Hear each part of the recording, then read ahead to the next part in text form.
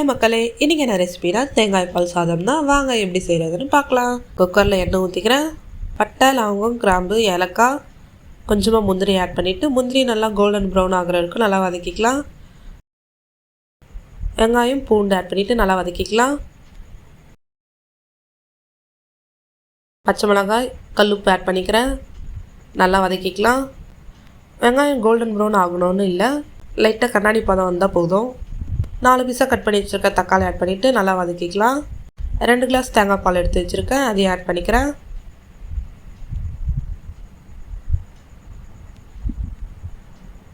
ஊற வச்ச அரிசி 2 கிளாஸ், அதையும் ஆட் பண்ணிவிட்டு கொத்தமல்லி கட் பண்ணி வச்சுருக்கேன், அதையும் ஆட் பண்ணிவிட்டு நல்லா மிக்ஸ் பண்ணிக்கலாம். மூடி போட்டு ஒரு விசில் வைத்துக்கலாம். அவ்வளோதான் மக்களே, சூப்பரான தேங்காய் பால் சாதம் ரெடி. ட்ரை பண்ணி பாருங்கள், சும்மா அப்படி இருக்கும். இதே மாதிரி சிம்பிளாகவும் டேஸ்ட்டாகவும் ரெசிபி வேணும்னா மறக்காமல் சப்ஸ்கிரைப் அண்ட் லைக் பண்ணிவிடுங்க மக்களே.